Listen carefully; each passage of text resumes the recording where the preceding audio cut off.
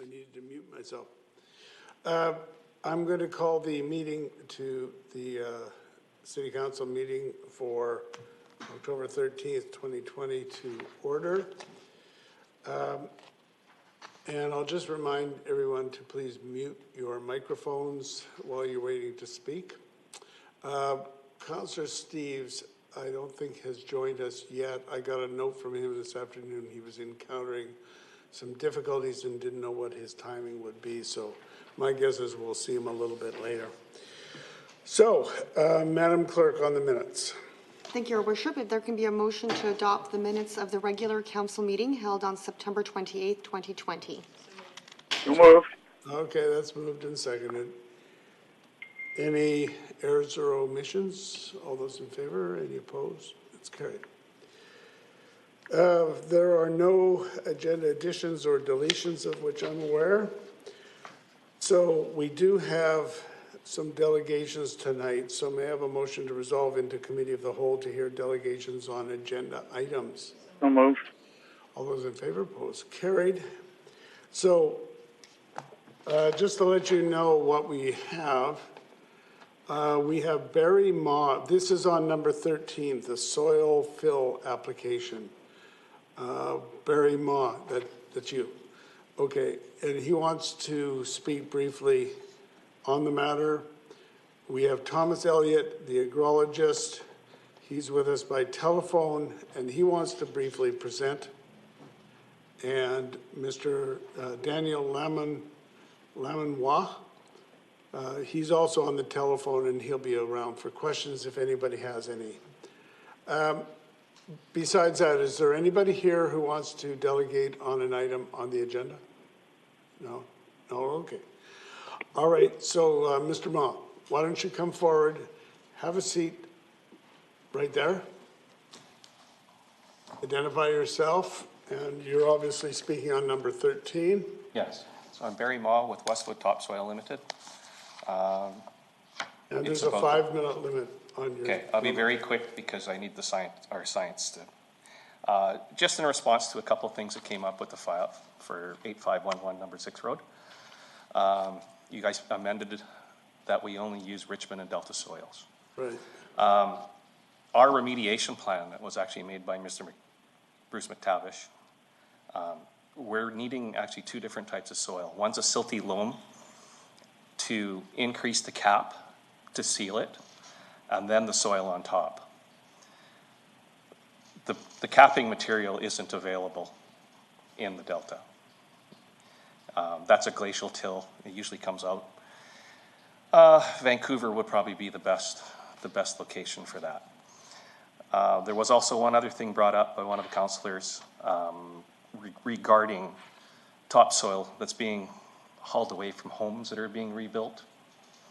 And a lot of the times in past projects, I will not accept that material.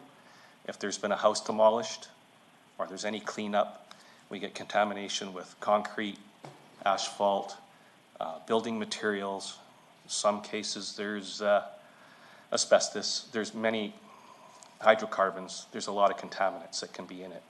And I don't generally in my projects accept that material. I go for, try to collect virgin material that's new build. And a lot of times too, they're also digging past the topsoil, so a lot of it is subsoil. We'd like to have a larger volume to keep our consistency, to keep the job a whole, not just little parts of different soils. And then I will actually pass you off to... Well, just a minute. Now, I just want to make sure. I think you have a corporate ownership of this farm, don't you? No. No? I have a agricultural history. Right. I know from past projects, the farmer. Are you one of the owners? No, I'm not. You're not one of the owners? No. You're speaking on his behalf? Yes, I am. Okay. I'm just looking to my list here to see if there's any questions. There don't appear to be, so we'll let you go. Okay. And we'll excuse you. We'll excuse you. And we'll now go to, for the next delegation, We'll go to Thomas Elliott, agrologist. If you could let him in, he's here by telephone. Are you there, Mr. Elliott? I am here. Thank you. Okay. So I would like to address the council through you, the chair, this evening on this soil deposit application for 8511 number 6 Side Road. I prepared a very brief technical note on this with associated mapping. In fact, I should clarify that is Daniel Lamenois that provided all of this wonderful material that I'm going to speak to. And herein, we have looked at all of the soil types within the Richmond and Delta environment and discounted those which are currently under commercial or industrial or agricultural use, because the former is not suitable due to a potential for contamination. The latter is not going to be moved off of agricultural land to be placed on other agricultural land, so it's a non-starter. And as such, when we were seeking out suitable soils of sufficient quality for this project, we found a very limited supply that was mainly contained within southern Richmond and a little bit of northern Delta.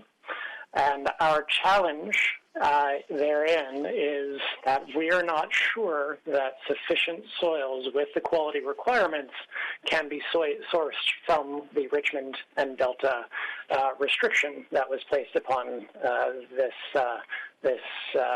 project. As such, and through further regional review of soil types, I'm making a recommendation that soil also be acceptable from the western part of Vancouver, so the UBC areas, which tend to be more virgin soils, the very southern boundary of Burnaby that is adjacent the Fraser River, and any materials that can come from further north, so north of Vancouver. Okay. All right. Is there anything else you want to tell us? I am here for questions. All right. We have a question from Councillor Day. Thank you very much. I'm looking at the letter that you sent us with the map, and given that you're suggesting that the soil come, let's see if I get this right, from south boundary of Burnaby and from the western side of Vancouver UBC and the North Shore, why haven't you provided maps for those areas? Because there's only a limited amount of time, to be quite honest, and we did not have sufficient time to do a fulsome review of all soil types within the lower regional area. Okay, well, in light of that, Mayor Brody, I mean, clearly this information is very helpful. No, this is only for questions right now. All right. You can have further comments later. Councillor Au, and yes, I want to ask a question about other locations. How about other farming in the areas such as Langley, Chilliwack, and even Surrey? So would any soil from those places appropriate? Yes, those would be appropriate sources. There is a matter of availability and access.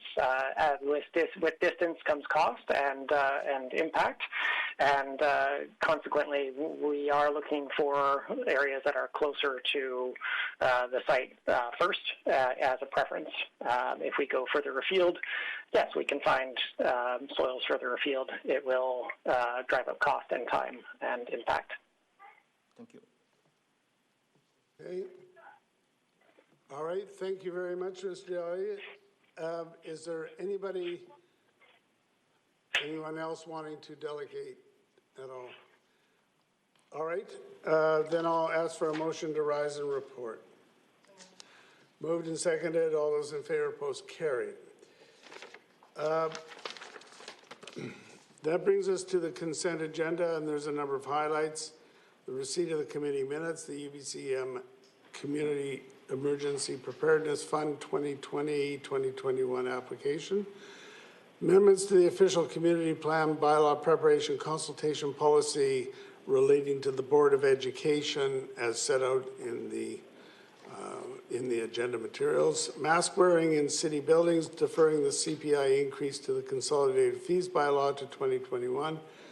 Permissive property tax exemption 2021 bylaw number 10196 and amendments to the revised consolidated 5-year financial plan bylaw number 10183. May I have a motion to adopt those by general consent? So that's moved and seconded. All right, so we'll go to speakers on the consent agenda. Councillor McNulty. Yeah, thank you, Worship. I'll be supporting everything on there. I think I'm very happy about the consultative fees bylaw by given the difficulties we got at the moment in deferring the CPI increase.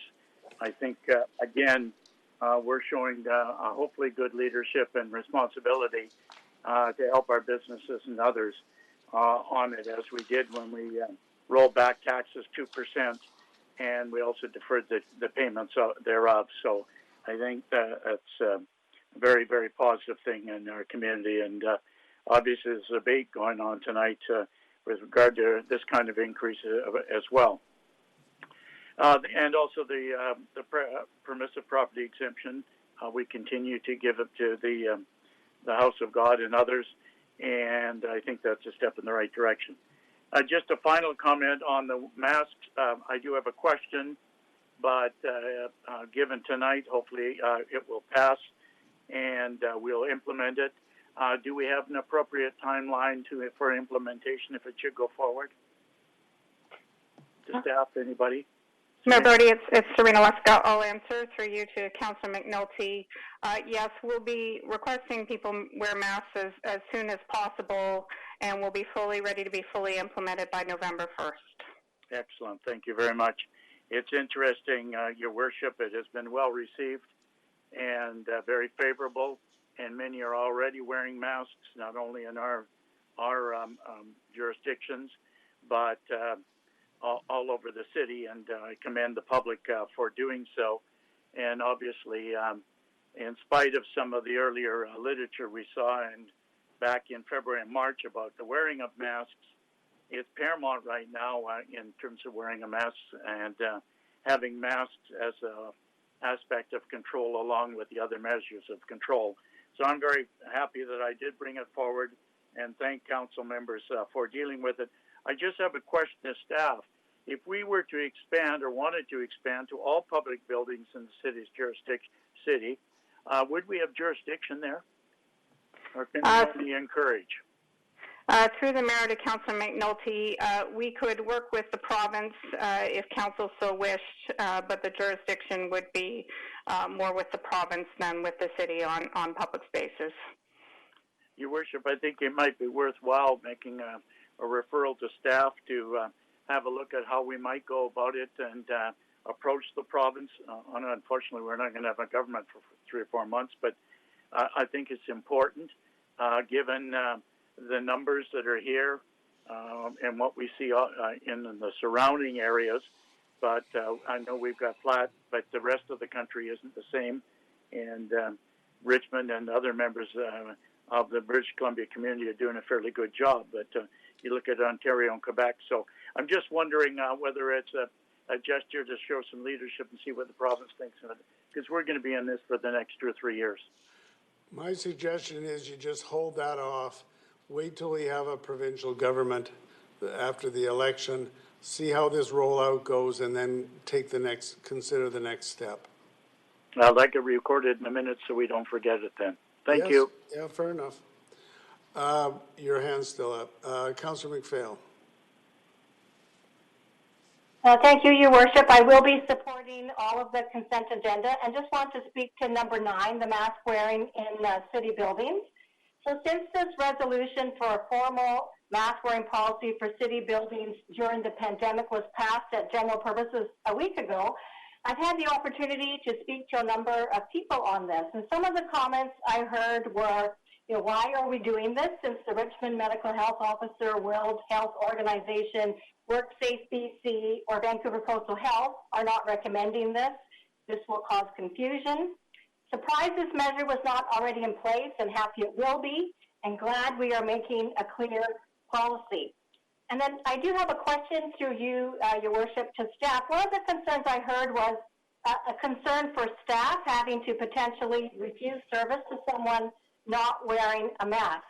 So I understand that staff will have training. Will this be a part of that training? And this would be a last resort, would it not be? Thank you. Through Your Worship to Councillor McPhail. Yes, staff will be provided training. Similarly, staff will be asked to address issues with mask wearing the same way they would with any other rule enforcement in our facilities, which our staff are very accomplished at doing. And certainly we would be working with all of our patrons with refusal of service being a very, very last resort. And another question, how will this policy be managed at the shared city school district sites? So we have Hugh Boyd, South Arm, Hugh Boyd, West Richmond, McRoberts, South Arm. Right. Through Your Worship to Councillor McPhail, we would be focusing on the city operations fully, so it would be the portion of the building where the city occupies the building. The school district will consider its own rules. But there could be people going from the school into the community center, so they would have to follow. That's correct. And then just one last question. In our messaging, in our communication plan, are we reminding people that, mask wearing is just one of the many ways we can protect ourselves and each other from COVID-19? I mean, it's not the end all. We know that people are wearing masks and still getting COVID-19. I heard that on the news the other day. So really, this is one step we know that has shown good results in stopping the spread, but it's not everything that we can do.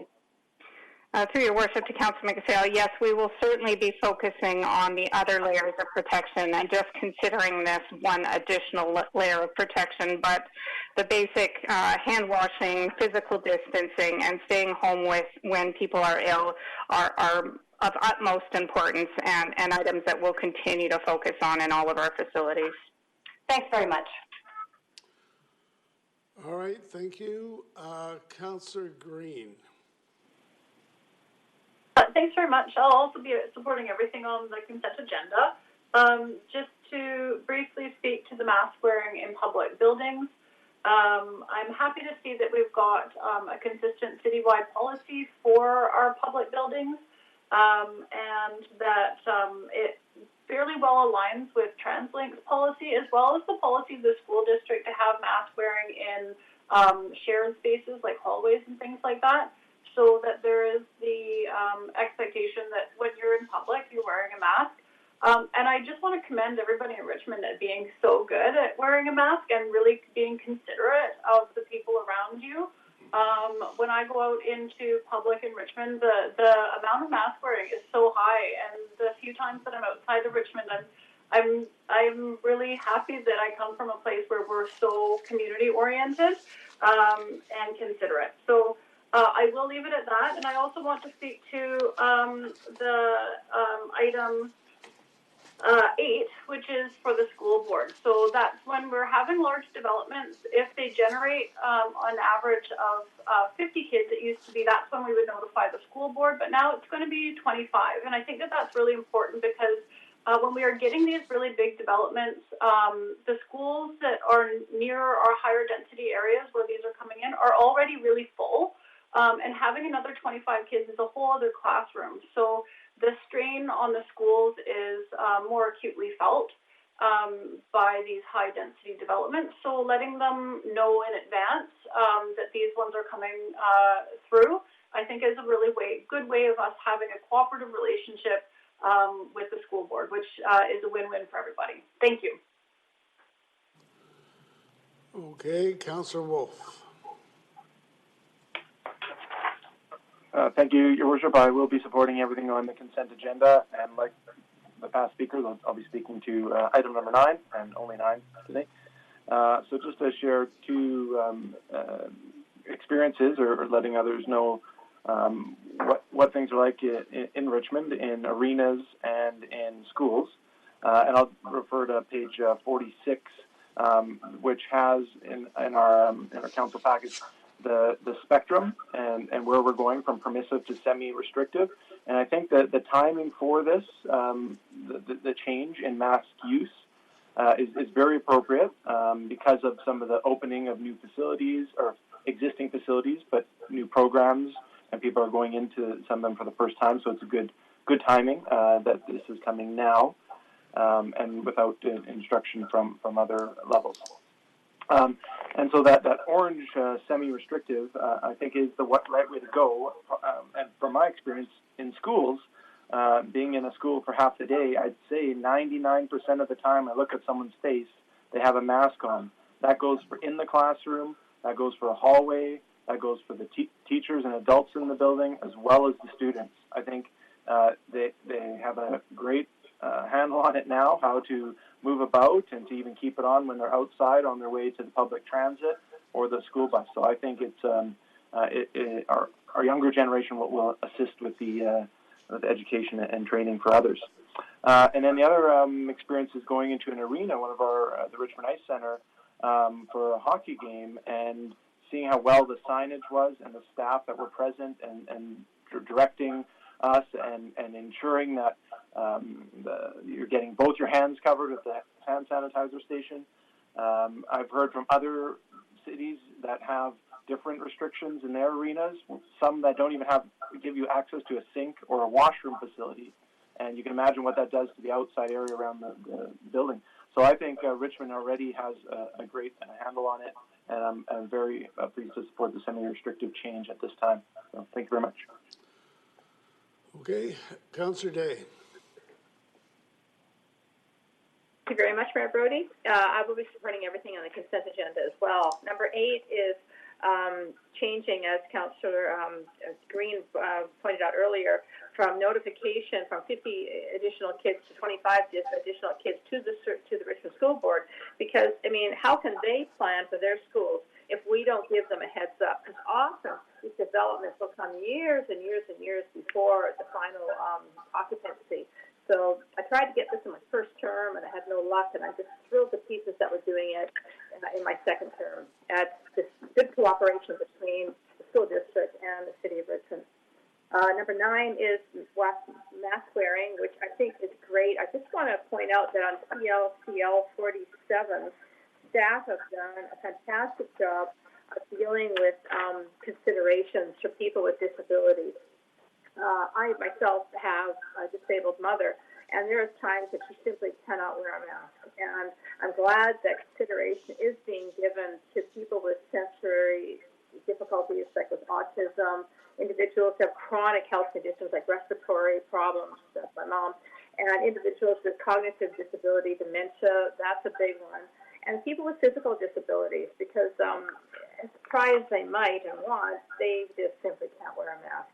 And what I've seen firsthand at Richmond Hospital is that the staff are fully cloaked and have their masks on, and they are completely, in a bubble. So when a patient comes in that simply cannot wear a mask, they have got all kinds of protocols in place. So I was really pleased to see that staff added that in there, because there are those exceptions to the rule for people that just simply can't do it. Number 9 is deferring the CPI increase to the fees that we charge in community centers.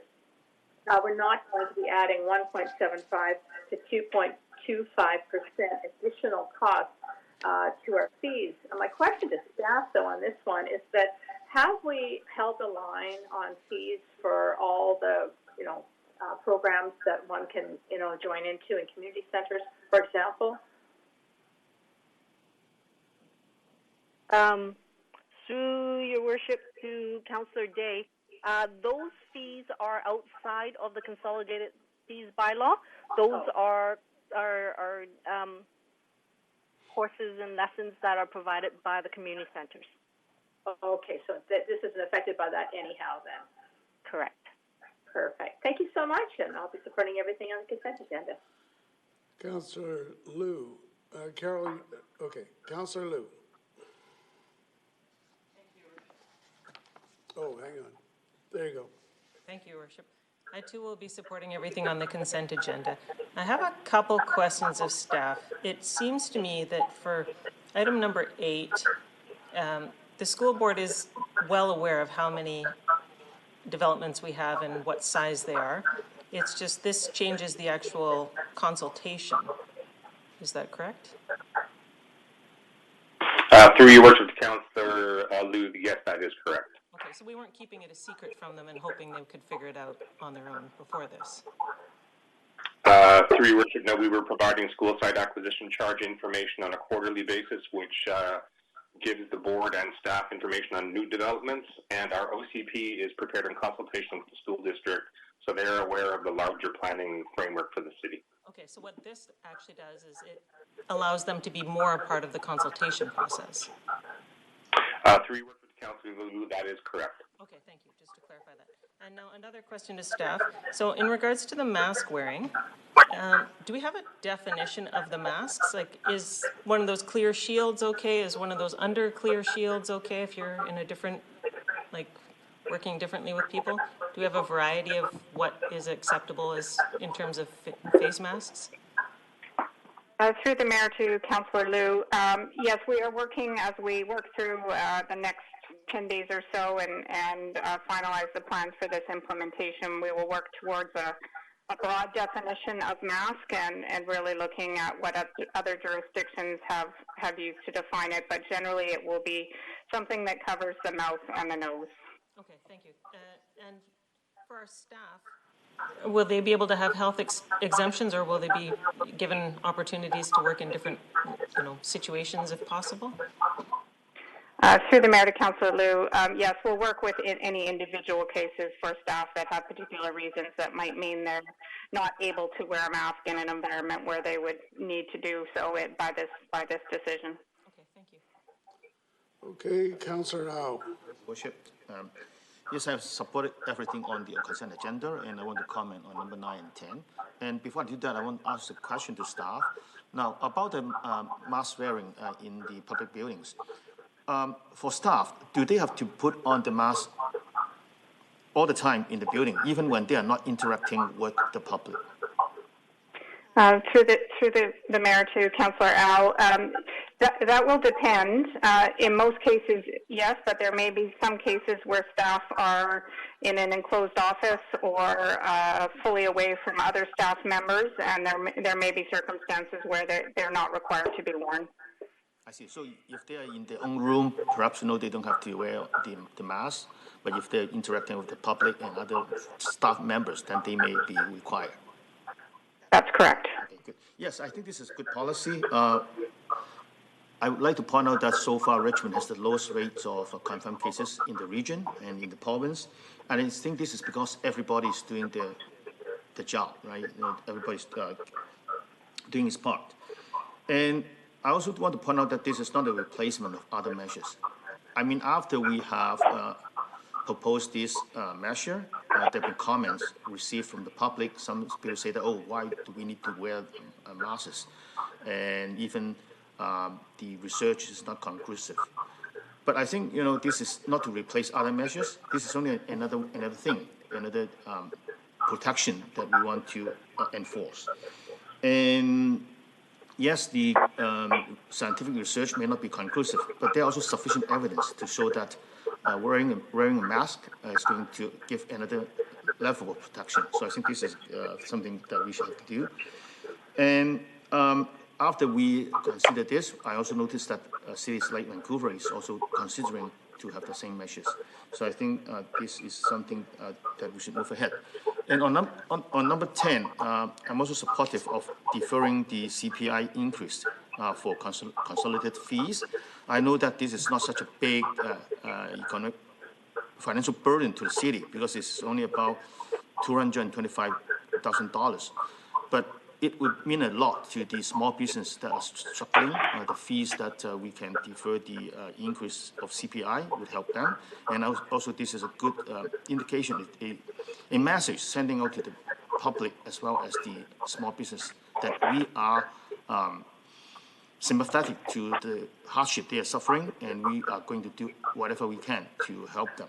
So I think this is a good, good thing to do. And it's all not only benefiting the small business people, it's also benefiting the public, because fees such as dog license and other fees would have an impact on the public as well. So with that, I support everything on the consent agenda. Okay, thank you. I just want to comment on the mask issue myself. I've only seen it, I've only kind of glanced at it, but there was an item, and I think it's coming out in the Vancouver Sun, I think tomorrow, about the mask policy and how Dr. Bonnie Henry and Dr. Darwar locally are saying that we don't need a mask policy, we don't need to have people who are masked. And they gave a couple of reasons for it. From just glancing at it, I wonder how much, when they looked at Richmond's situation, they took the exceptions into account. So for instance, if a person comes into City Hall, they don't have a mask, they'll be given a mask. We also have exceptions for people with disabilities of various kinds, that they can be excused or the situation modified. For the very young, they wouldn't need a mask. If they're really young, they shouldn't have a mask on.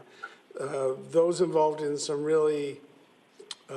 physical activities may be excluded, for instance, swimming, obviously, and aquatic fitness activities where it could interfere with that activity, but leading up to it and then right afterwards, they're going to have the mask. And also our approach is not to give people tickets, but to educate them on the wisdom of having a mask. So I think that while it's put forward as a mask policy, and that's what it is, I think that it's a broader program than just mandating that every single person who comes in to City Hall or city facilities is going to have to wear a mask.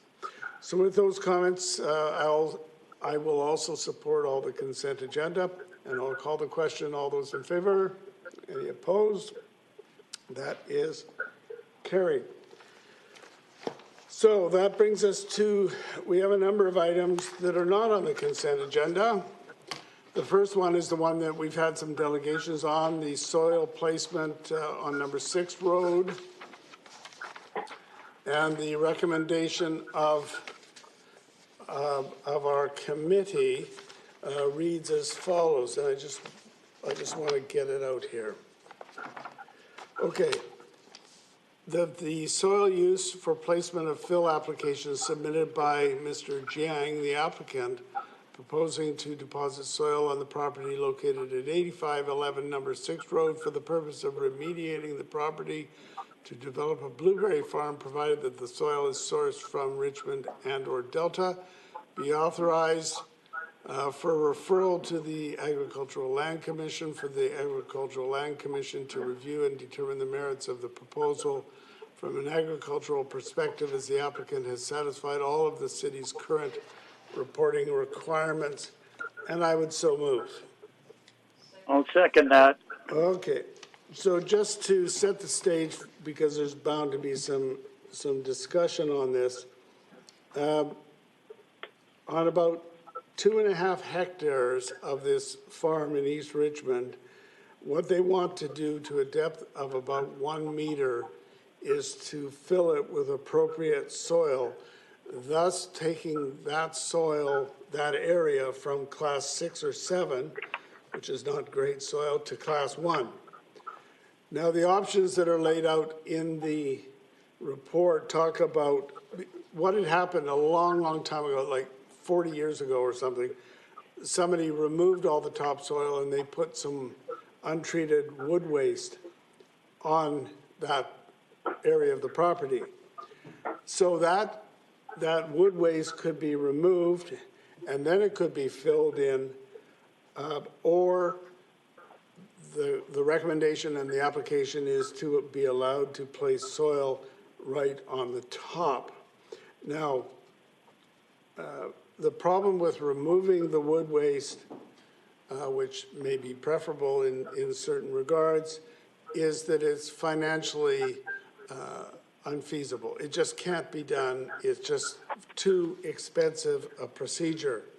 And so we have to judge this based on putting the better soil on top. Is that sufficient, and what conditions do we want to place on the situation?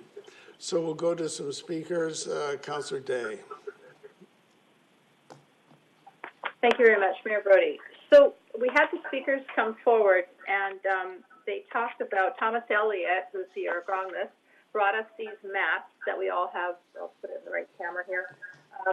And what he said that there isn't enough good soil in Richmond and Delta, so they would want to look at going to Western UBC soil, Southern Boundary Burnaby soil, and also the North Shore soil.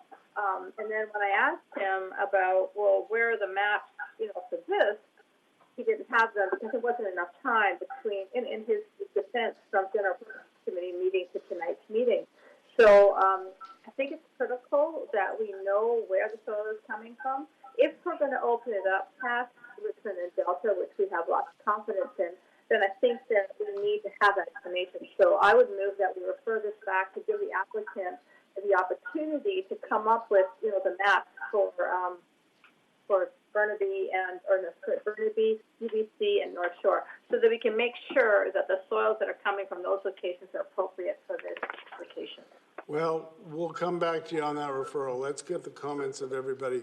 But that leads to a question of staff, probably Mr. Conkin.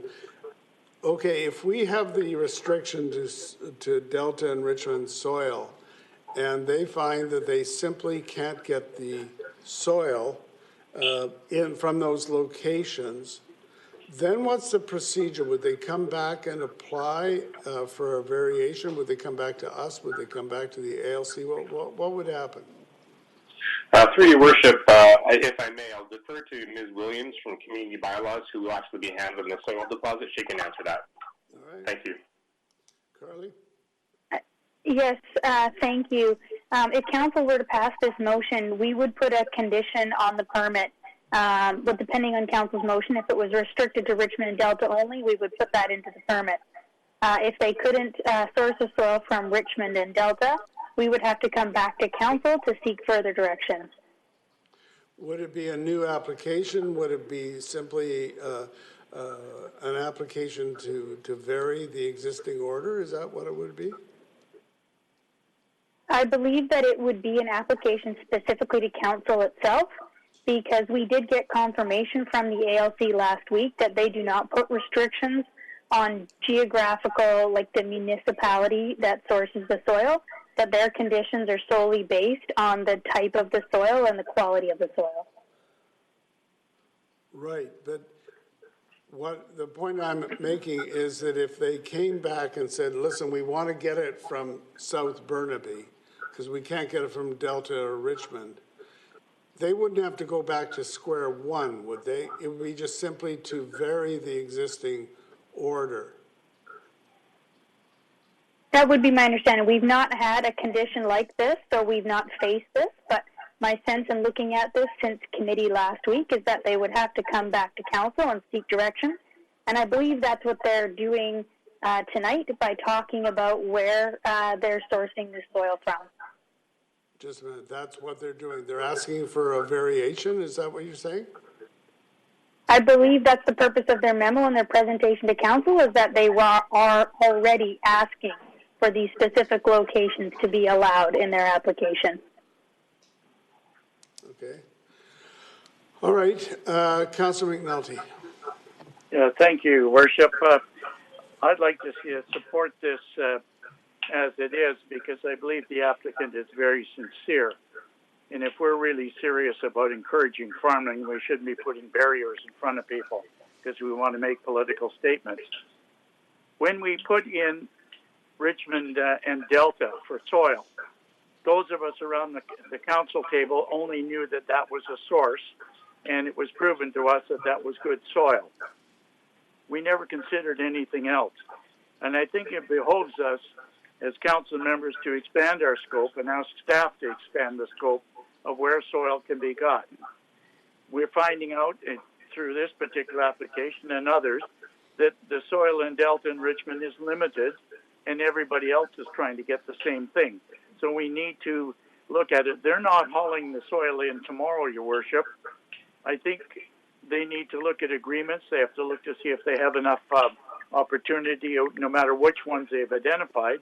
I think it behooves us to have staff identify those sources and come back to us to say, yes, UBC is a source. We can accept that. South Burnaby is a source or is not a source. I don't think we should be holding these folks up. They're intending, they want to farm. And it's our problem that we can't identify the soil. It's not theirs. They've got it. But I think we have to put our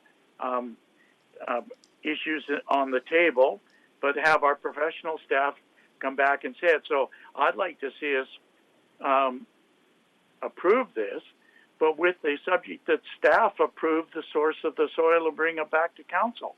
It may be perfectly great soil out at UBC. I don't know that, or west in the west side of Vancouver. And there may be lots of it. There may not be. They may not get what they want. So I think we need to change our tune. You know, Richmond and Delta aren't the only sources anymore then, because people can't get the quantity.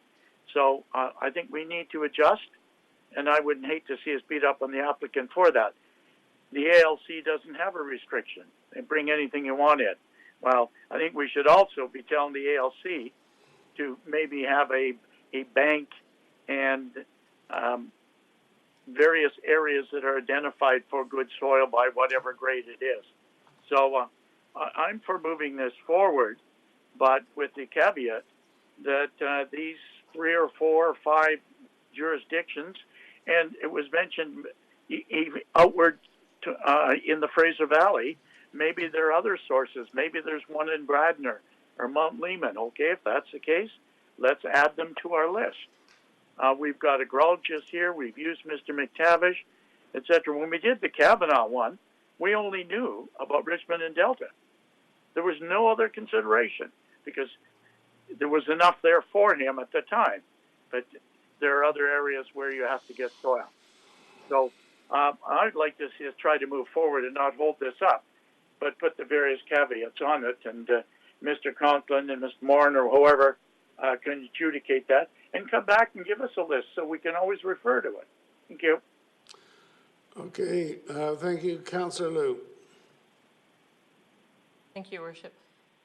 It occurs to me that when we looked at this, when it first came in front of us, that we were mostly concerned with the topsoil. And so my understanding was we were quite concerned that the topsoil was coming from Richmond or Delta because it seemed that that's what we were thinking was the only thing happening. Now we've gotten more specific information today talking about the glacial till that only comes in certain other places. And so I'm wondering if maybe it would be appropriate to have just an amendment to say that provided that the topsoil is sourced from Richmond and Delta, because I think that was what we were most concerned with, is where the topsoil was coming from, and that then the applicant could get it in from the other appropriate places that are nearby, the glacial till, the other soil that they need. All right. Bill, your hand is still up. Councillor Wolf. Thank you, Your Worship. I will, at this stage, still remain opposed to this this proposal, mainly because of the option that Council chose last week at general purposes. So I'm much more in the favor of being innovative and not bearing waste for future generations to deal with. So option 1 states that it would be removed, the wood waste, untreated wood waste, and then the project would go ahead to improve the soil quality to the same level as option 2 would approve it to. And yes, there is a cost escalation, but that's the way things are right now. Perhaps there will be a need, if time would allow for it, for another site to need fill or need wood waste to mix into some materials. And without giving the applicant time to do that, they might not know that it actually is not that much more to go with that option. And maybe it would be a very quick turnaround. There's a lot of talk about a tunnel and a bridge and projects that require a lot of fill. So I don't think we need to go ahead with what I feel is setting a precedent and allowing homeowners to not to pass the buck or pass the blame to some previous owner who nobody knows, big question mark, just so then we can cap areas. And I really appreciate the staff, the city staff, the applicant, and his team and their team to being available and to answering all the questions I had last week. I just have a couple more that remain here that are for our staff. So going on to our council, CNCL 84 at the bottom, the 3 points that the Richmond Food Security and Agricultural Advisory Committee consultation brought forward. So I think of those three, maybe the middle one has been confirmed verbally that they will have long-term lease. I think the first one remains with a lot of uncertainty. So how well will it be monitored? Where will these suitable fertile soils be located? I think more time would allow for a more acceptable array of locations. But my question to staff is about that third bullet again. So at committee, I asked that if they plan to give $30,000 in security bond, and our advisory committee recommended that what that amount is they give, maybe it's 30, maybe not, should be to the equation of tipping fees minus farm plan cost. And staff had mentioned then that we don't set it all, it goes to ALC and they set bonds. My question is, can we not ask for a higher security bond for the city with meeting that equation of tipping fees minus farm plan that we can estimate at this stage? And then if it ends up that the ALC applies their own, another 80,000, then maybe we take off the 80,000 from the larger amount. Is that possible that we have a request for higher security bond and then rebate some back once we find out what the ALC is going to do? That's a question, staff. Through the chair to Councillor Wolf, I suppose that's possible. Council does not have the authority to request or demand a security bond for this particular project, for this type of project. I suppose if Council were to pass a motion that I think the applicant would have to consent to a requirement like that.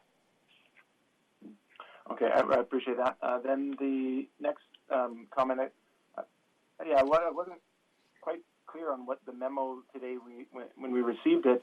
On the cover page of it, it actually has two different addresses, different from this address. So there's a 4-road one and a 5-road reference.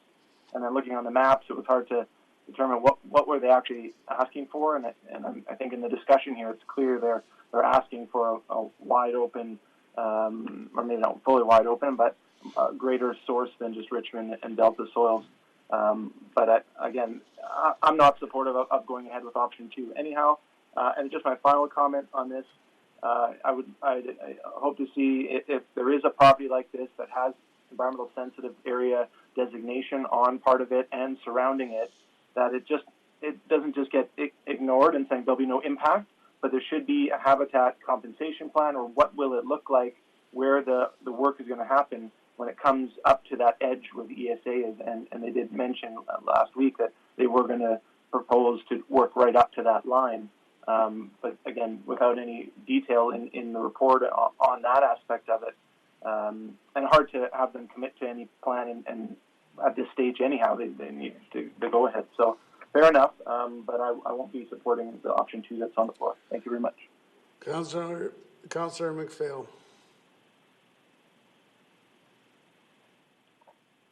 Thank you, Your Worship. Well, I think that tonight we've received new and compelling detailed information from the experts on the sourcing of the soil. And, in the report on our Council 84, it states the applicant did have a desire to use Richmond soil, if it was available, and there were reasons listed.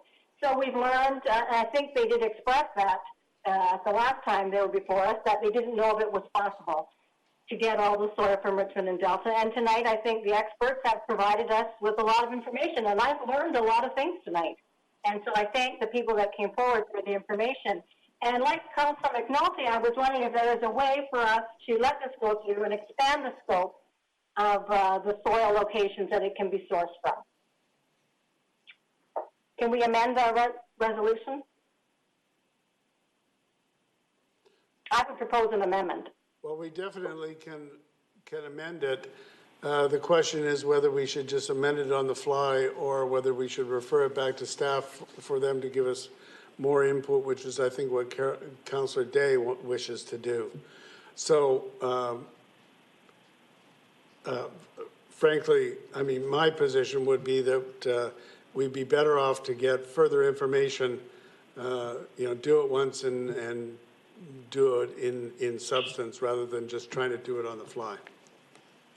But you can move an amendment if that's what you wish. Let's see now. Happy to see that Councillor Steeves has joined us. Hopefully you got your truck out of your field. Councillor Au. Yes, Your Worship. I have questions to staff. We received a memo from staff last week, and I noticed that from 2016 to 2020, we approved soil deposit proposals 7 times. And I also noticed that 4 out of those 7 times, we did not put any conditions on the source of the soil. Only in 3 cases that we make a restriction. So can staff explain to us why was it like that? Is it because some projects are larger in scale or more sensitive in terms of the soil quality? So how come that in the past we approve 4 proposals without any restrictions? Through the chair to Councillor Au, those restrictions were added as amendments to staff's motion. Okay. So that was a that was a council amended motion to add those conditions. Right. So in other words, our general policy is that there's no restriction. Only in certain cases, for whatever reason, then we put forth some conditions. So the general policy is that as long as it's good soil, there's no requirement for where the soil should come from. Is that correct? That's through the chair, Councillor, that's staff's position. Yes. So that's why I think in this case, we should not put any restriction from where the soil should come from. If we are serious about really promoting local food production and really supporting local farming, I think this is an opportunity. This is a big project. And the ultimate goal of this project is to improve the soil quality so that it can produce better food. And we have already been told that it will be very difficult for the applicant to find suitable soil in Richmond or Delta. So I think why should we put a limit on them? And also, they have been working with the city for 8 years or more. And to delay it further, I think this is only going to hinder what we advocate all the time, which is local food production. So I would support the original suggestion from staff that we don't put any limitations on the source of the soil. I think as long as it's good soil and as long as we can monitor the quality of soil that is being put into the land, I think it's okay. So if there's an amendment, I would propose that we delete that requirement. The soil is sourced from Richmond or Delta. I would propose that we delete that requirement. All right. Let's see now. Councillor Green, and Jack, your hand's still up. Councillor Green. Super, thank you. I there's been a lot of information and a lot of questions at this meeting, and I really don't think that we've got enough information at this point to make a final decision at a council meeting. This is a really large project. It's significant. And I've heard questions raised from every single member of council. I think we need to either table this to our next council meeting so that we can have enough time to get information about the questions that have been raised, or refer it back to staff. I don't think we should be making a final decision at this point. Councillor Steves, now, Harold, just before you speak, let me summarize a little bit of the discussion. Most of the discussion has been around the source of the soil, and I know that's important to you. Councillor Day would, because we got an extended map from the applicants today without really any analysis from our staff, Councillor Day is suggesting we would refer it back to staff to analyze those other sites. One or two councillors have said just take out Richmond and Delta. Another suggestion is to simply, on the fly, extend the Richmond Delta to other locations, and also a suggestion that it wouldn't have to be all the soil that we need to be dealing with. We put restrictions on the topsoil, but not the balance of it. So anyway, that's just a little background for your comments. Great, I assume that. Actually, from my perspective, I know there's lots of soils out there other than Richmond and Delta soils. The big problem has been that in the past, when soils came from other communities and nobody was watching, we got some pretty funny stuff delivered and buried and hidden. And I talked to Palm Baines again, and the soil tracker app that they've got is available. Apparently, you can get it online. And I would support the referral to staff because these other locations are probably great, but you really want to know if it's there, when it's being loaded. You need it regardless of the truck to make sure something's not coming from someplace else, and they need something there when it's dumped, because some of these truckers are very happy to get rid of some pretty poor stuff in the dumping. And we know of a number of occasions where this has happened. But I figure with the soil tracker, that might be the answer. So I would certainly support a referral to look at these other sites that they suggested, but also to look at the soil tracker and maybe make that the rule. It's available, and it seems to work, and if it works for one, it should be able to work for everybody. All right. Now, Councillor McNulty, you've got your hand up. You've already spoken. Question, a procedural question. Go ahead. If it's referred, could it come back to the next council meeting? Would staff have enough time in 2 weeks to verify these maps that we got this afternoon and others that are coming? Could that be done? Maybe let's ask, would it be Ms. Williams or someone else? Mr. Conklin or whoever? Probably we want to get it back to a GP and then back to council. Can it be turned around that quickly? To the chair, I suppose I would just need a little bit more clarification on what information council wants from staff in order to come back before I could understand the amount of work that we would need to undertake to come back to council. Well, as I understand it, and others can correct me if they see it differently, the applicants have identified other areas which would be appropriate. And so they want Richmond Delta, as set out in the resolution, to be extended to those other areas. So we'd want staff to analyze those other areas and tell us these are appropriate, these may not be. Yep. So at the staff level, one of the things as outlined in the memo is that we have a professional reliance model when it comes to soil matters. We rely on the agrologists and the soil experts. Right. So we at the staff level, we don't have the expertise to analyze their specific maps. We would have to hire a consultant of our own to look at it. So my estimation is that would take longer than the few. We only have a few working days before coming back to GP. So my estimate would be that would take a little longer to find a consultant of our own to look at that. Again, I would stress that what we're looking for is the quality of the soil, and if there's a reason for it to come to Richmond from specific areas, I think that would be the prerogative of council. All right, so we could have a referral to staff to look at this. It sounds like you would need more than a week, but you could put a priority on it. That's correct, yes. I don't think we should tie your hands to a specific date, but within a month or so? Absolutely. All right. Is that finished you, Councillor McNulty? Okay. I want to go back to Councillor Day because you want to make the referral motion, so let's have that right now.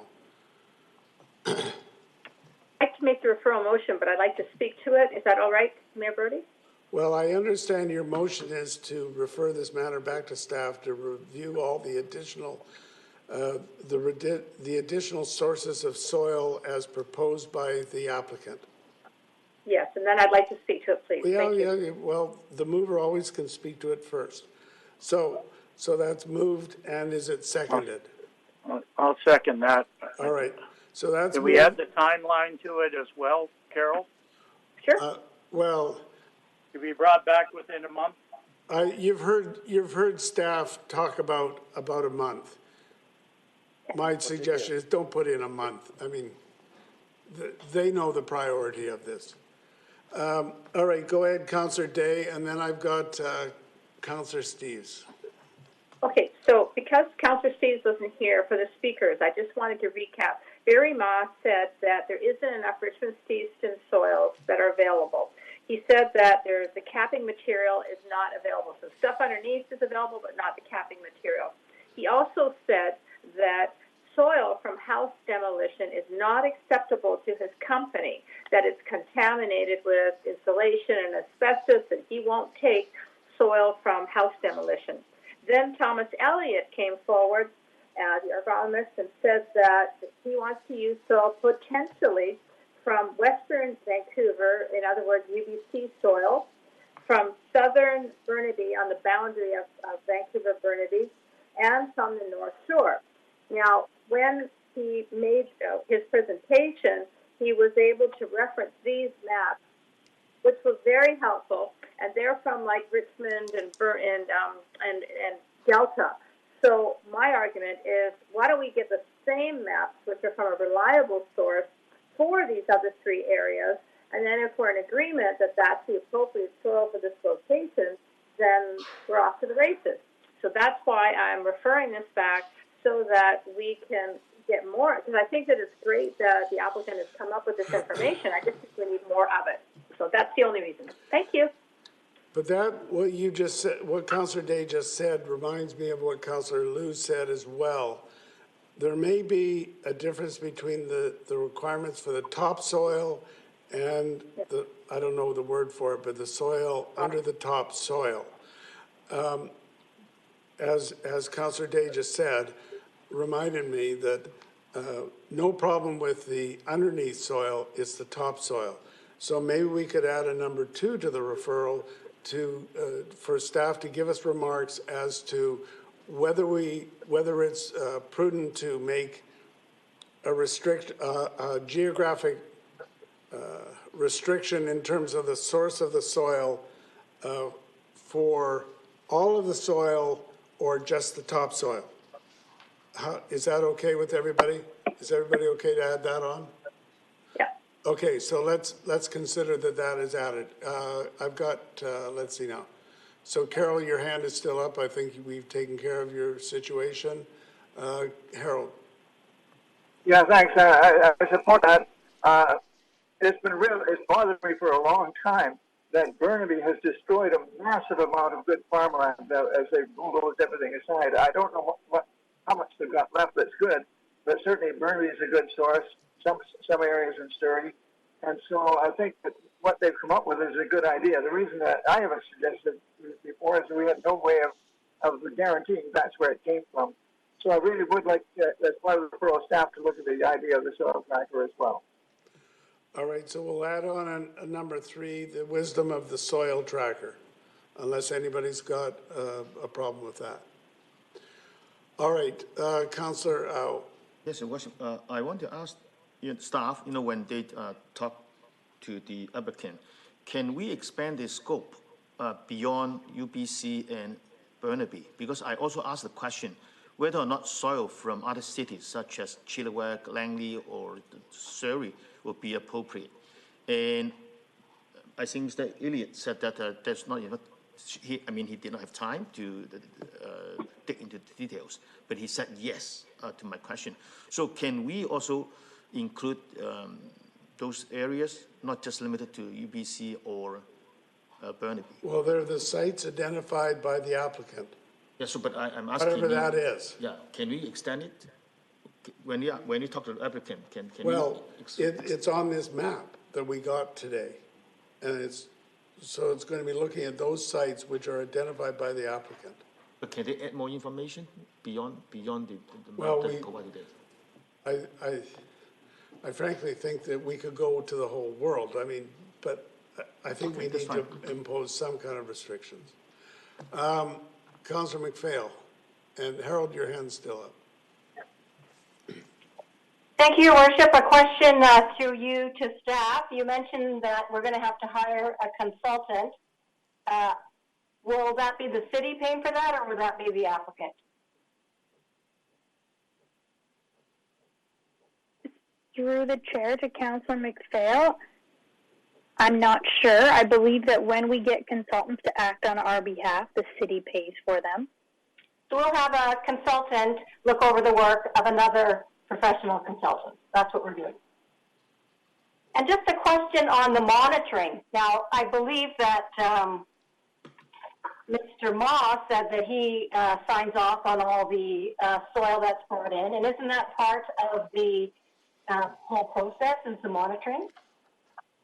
Through Your Worship to Councillor McPhail, yes, one of the conditions that we put on all projects now since the Kavanaugh project is that all trucks are tracked, so we know which site every truck comes from. So every truck coming onto that site is tracked from which site so that we know where the soil comes from. Thank you. All right, so I'm going to call the question then on the referral motion. All those in favor? Those opposed? Anybody opposed? Councillor McPhail and Councillor Liu are opposed. Okay.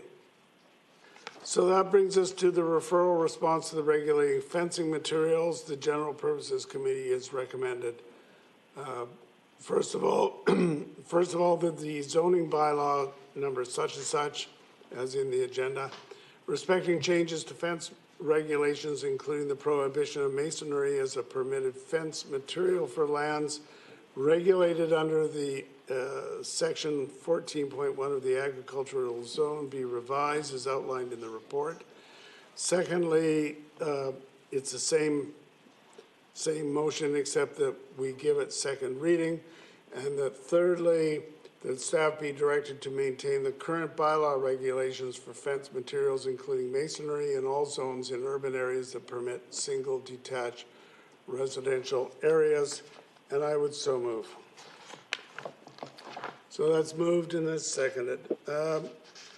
So there's a couple of different parts, as you can imagine.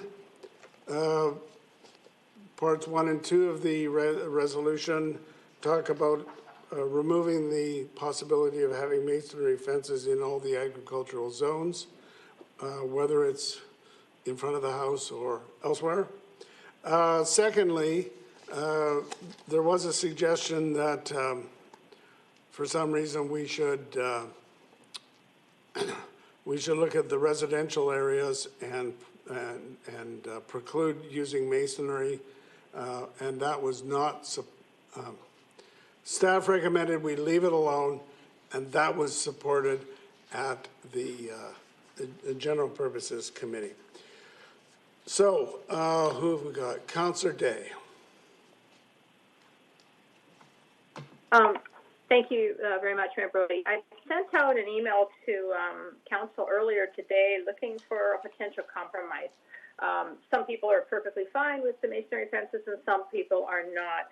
And one of the things that I brought was this email with the different pictures. And so I've documented how so many of the solid masonry tall walls cracked, lean, tilt.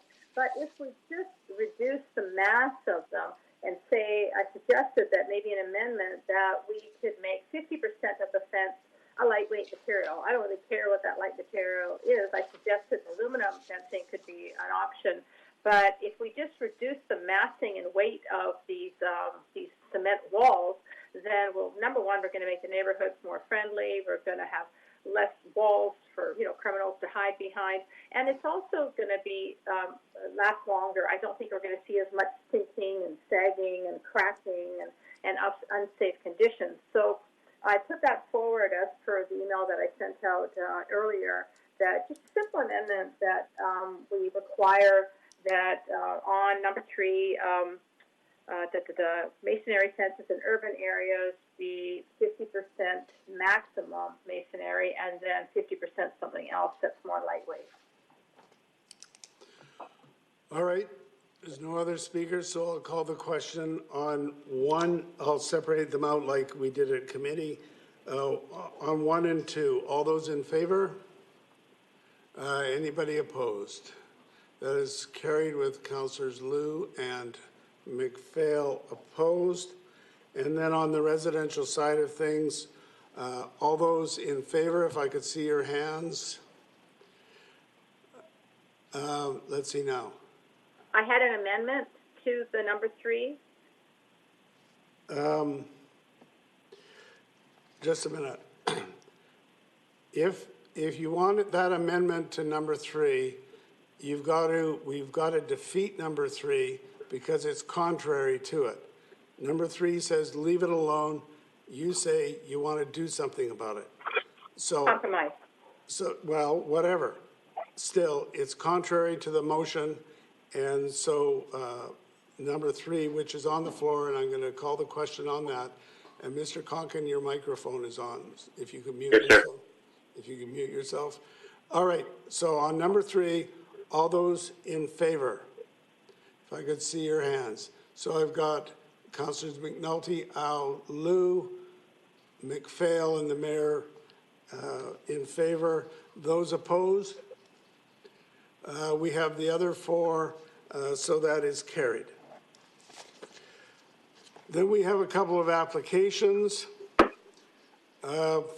First of all, it pertains to 10160 Williams Road. The recommendation is the Richmond zoning bylaw 8500, amendment bylaw 10206 for the rezoning of 10160 Williams Road from the single detached RS1E zone to the compact single detached RC2 zone be introduced and given first reading, and I would so move. So this is an application. We've got one lot. They want to put it into 2 lots.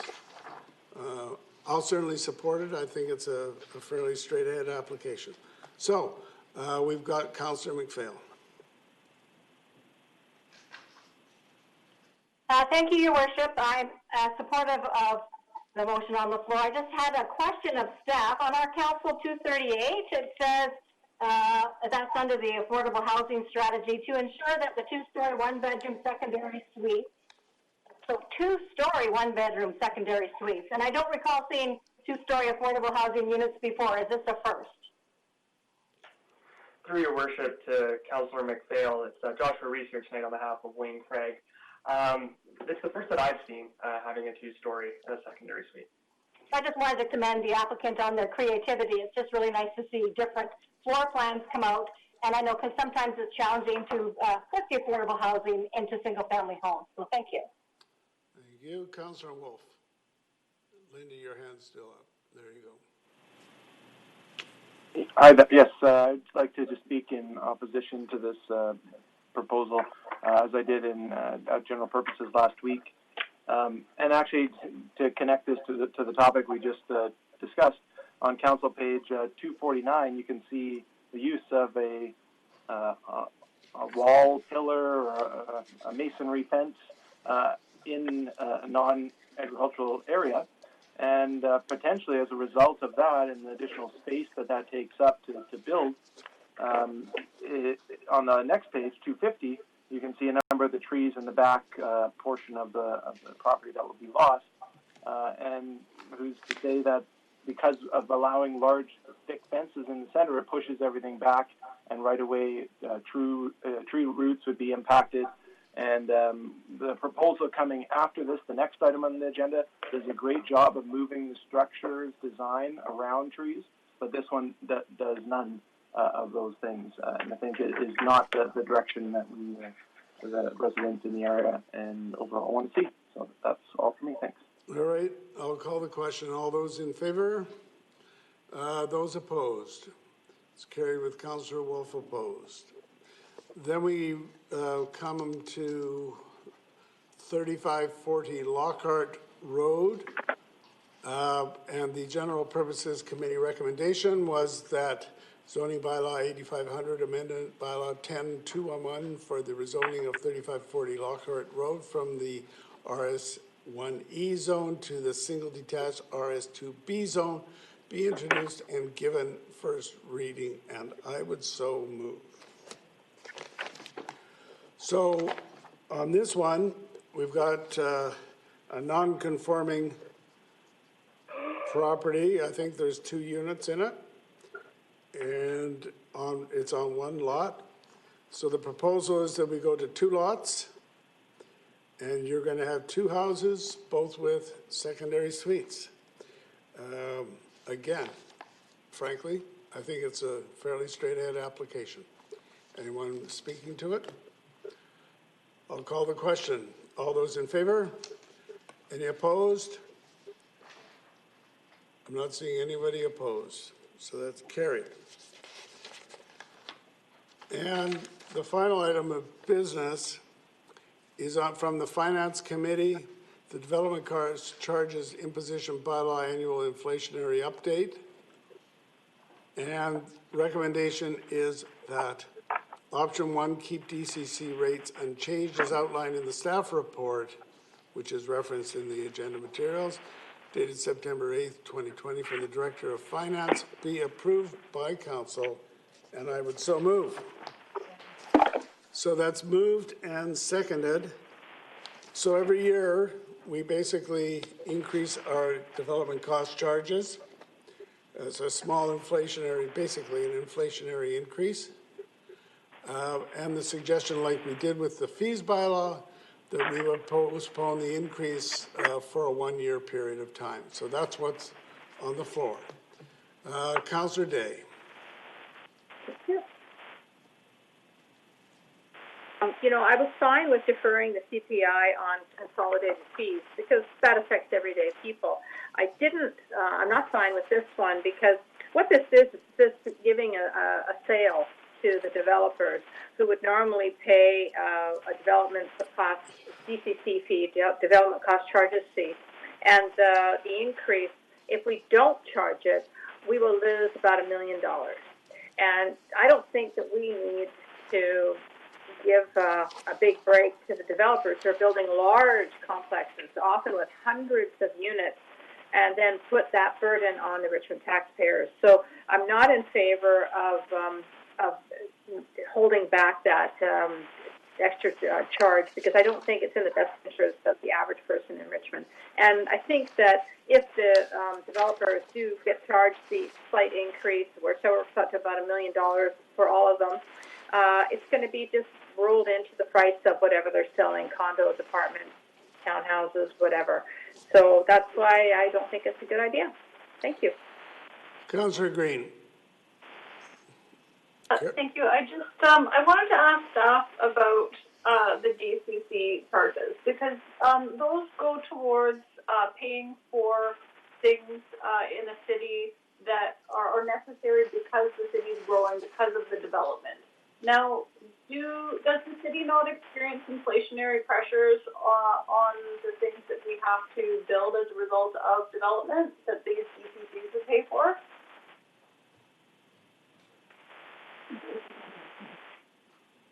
We can't hear you, Venus.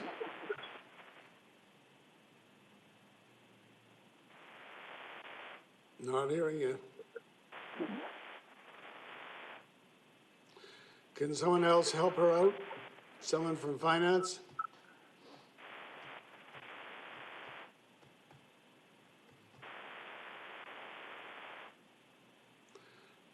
someone from finance can surely tell us about DCCs.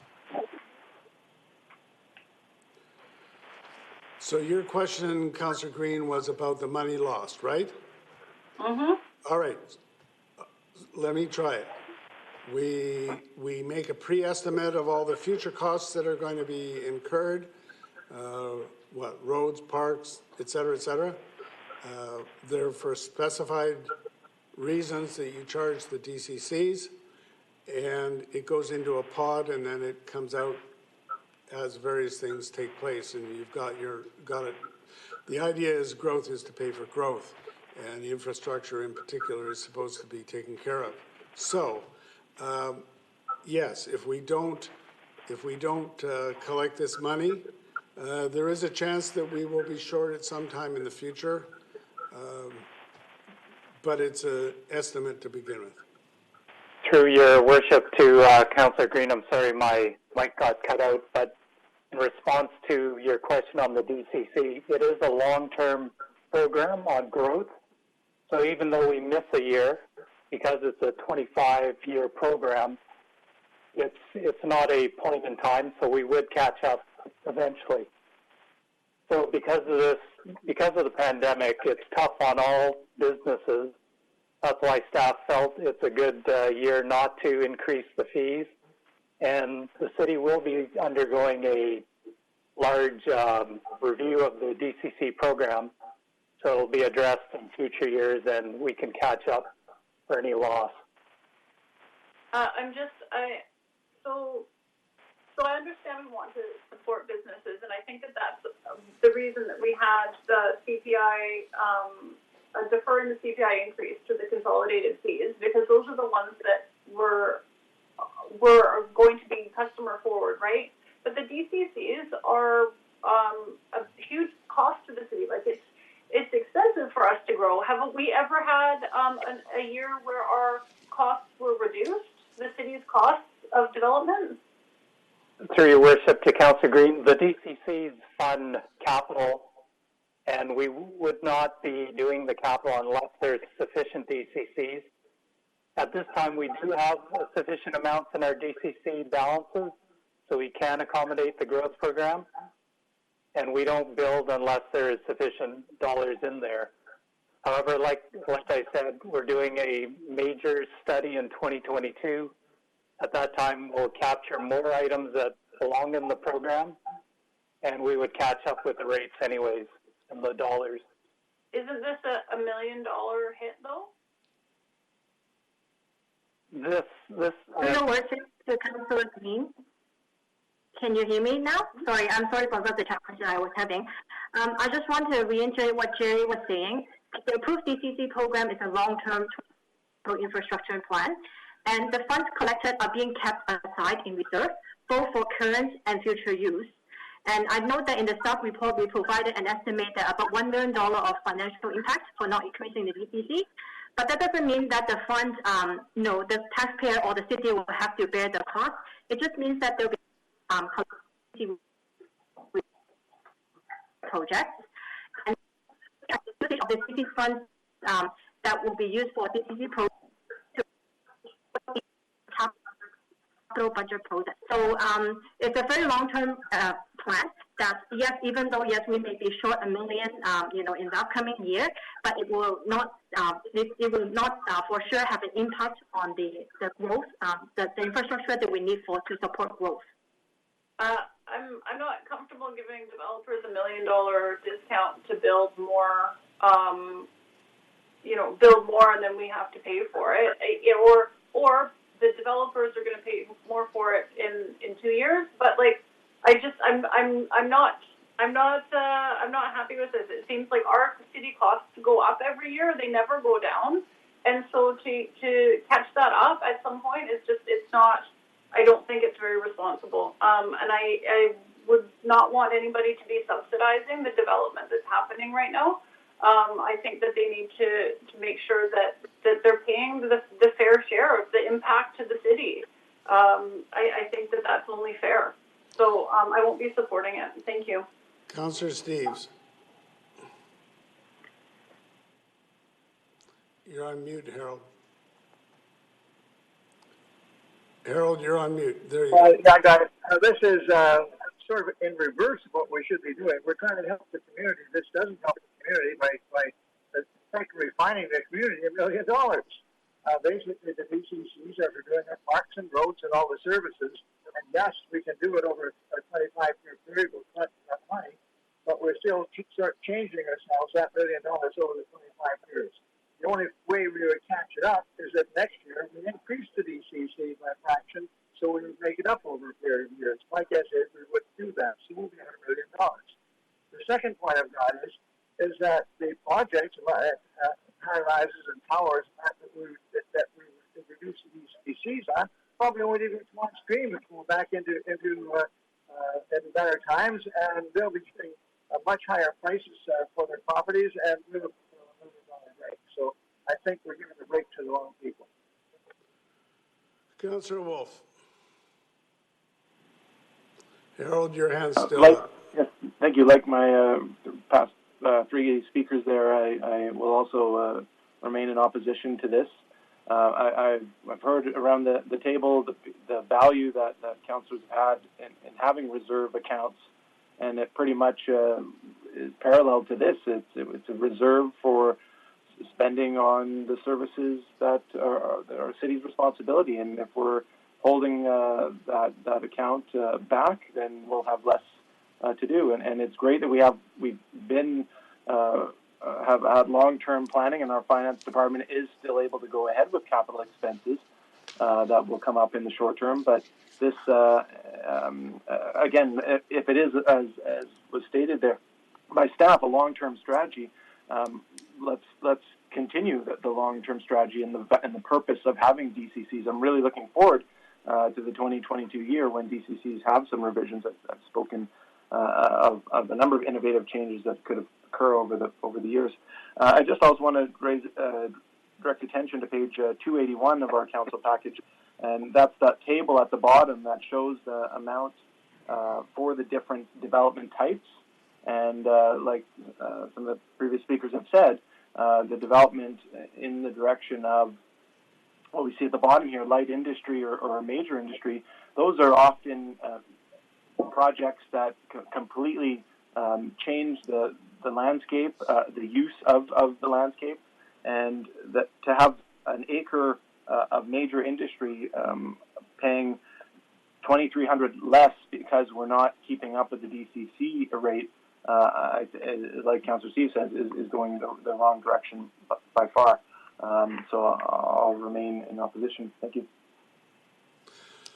All right, we'll call the question on the motion. All those in favor? Those opposed? 1, 2, 3. So that's carried with Councillors Day, Wolf, Steves, Green opposed. Brings us to public announcements. I have a few. First of all, the indoor fitness programs return. Registration for some indoor fitness programs open today as part of our cautious and gradual restoration of services. The programs will be provided at various community centers and the Minru Center for Active Living commencing Monday, October 19th. So if you want some information on that, go to the city website and it will be there. Then we have the 2020 Community Childcare Planning Project. The city is seeking public feedback to inform its 2020 Community Childcare Planning Project. Your experience and your thoughts on childcare will help identify which types of childcare are most needed and where these services are best located. So provide feedback by completing the online survey at letstalkrichmond.ca by Sunday, October 25th. Then we have Richmond Culture Days, which has kicked off a month-long cultural celebration of arts and culture featuring Richmond-based artists, groups, and organizations. From now through to Sunday, October the 25th, take part in free or pay what you may activities happening virtually and in person across the city. All in-person events will adhere to the COVID-19 physical distancing guidelines. So if you want more information on that, go to culturedays.ca. Then we have an exercise on October 15th at 10:15. People worldwide will practice how to drop, cover, and hold on as part of Great Shakeout Earthquake Drill. So for the general public, register yourself or your organization to participate, whether at home or at the office. You go to a website called shakeoutbc.ca. That's shakeoutbc.ca to sign up. And then for the Heritage Awards, a reminder that the nomination deadline for the city's Heritage Awards is Sunday, October 18th. You're encouraged to nominate a person or an organization that deserves recognition for their dedication to historic places, public history, or a heritage interpretation project in Richmond. So if you want more on that, go to the Richmond website /news for more information. So with that, we'll go to bylaws for adoption. Madam Clerk. Thank you, Your Worship. There are two bylaws for adoption. The first has noted opposition and the second has no opposition. Someone move the first one? Moved and seconded. All those in favor? Any opposed? That's carried with Councillors Green and Wolf opposed.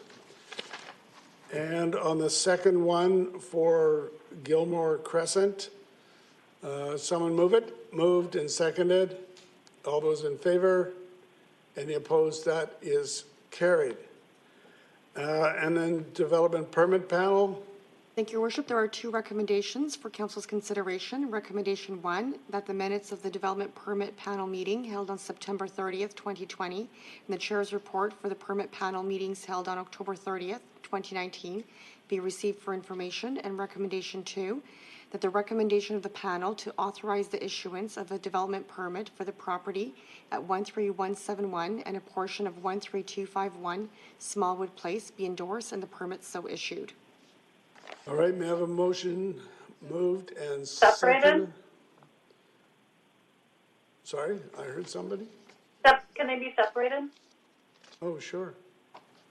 Okay, we're going to separate them out, so I'll call the question on number 1. All those in favor? Any opposed? That's carried. And on number 2, we'll call the question. All those in favor? Any opposed? That's carried with Councillor Green opposed. And we are now adjourned. Thank you, everybody. By the way, everybody, just before you sign off, if you have a chance, come by City Hall and look at the plexiglass that's been installed in the council chambers. They've done a really good job, and we'll be interested in your remarks.